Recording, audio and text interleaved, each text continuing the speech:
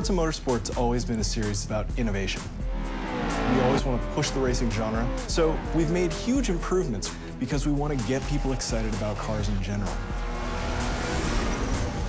The Alps is the ultimate driving road because it's set in a beautiful location and the ribbon has been hand-tuned over months of testing to make sure that it's just the right balance of speed, challenge, fun, in a wide variety of cars for a wide variety of players. Because we're a virtual game, nobody's going to get hurt. Since we're not concerned about driver safety, we can go to these epic places like the Bernese Alps and build basically the world's best driving roads, and we have total creative freedom. We actually looked at 15, 30 different locales, and the Alps is just the most epic. The landscape is so surreal, it's crazy. I mean, these mountains are very different from any mountains you see anywhere else. I mean, it's just with all the jagged peaks. We are on part one of a trip that will take us through Switzerland and Italy as the guys from Turn 10 gather source material and basically inspired by the entire trip. What we're gonna do is find the most amazing areas we possibly can and photograph them to no end. We took a really long elevator ride after a train ride and a long walk and another train ride. Took a while to get up here, but oh my God, it's worth it. Did you guys see the background and everything? Yeah. So right now we're at the Grindelwald region of Switzerland, and we're taking reference photos. We mount a camera to a tripod on a panorama head. The panorama head enables us to take pictures in different increments and multiple exposures.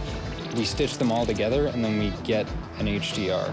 An HDR is high dynamic range image. Each frame that we do it at multiple exposure. So when you stitch it all together later, you can slide through all the different exposures. So you can go from a very dark scene with a little pinpoint where the sun is all the way up to a very exposed image. And that way it gives us the full range to play with when we go to make our sky domes later. We have a pretty long production cycle, so it'll probably be about a year of full production once we get home. So we bring back all of our reference, we start modeling rough landscapes that existed there so they're fairly accurate, but we're not bound to recreate it perfectly as it exists because there isn't a track there. But we want it to be believable. It needs to fit with the other real racetracks in the game. So we create a whole backstory about how the Bernese Alps came to be. It started off as a ski resort, and roads were built for workers in the wintertime, and then this rich entrepreneur bought it and tried to build a racetrack there, but got shut down. So by creating this rich backstory, everything is there for a reason. It's believable. Fictional tracks are a chance for us to really showcase some of the graphical tech that we have in our game. We've redone our lighting engine, and this track in particular, with its very bright snow and blooming, really shows off what our graphics engine can do. The television can only represent basically one order of magnitude of brightness, from 0 to 255, black to white, whereas the human eye in the real world can see, I think, 7 orders of magnitude of brightness, and in the real world there exists far beyond that. The sun is infinitely brighter than a white piece of paper, but on a television screen they look the same.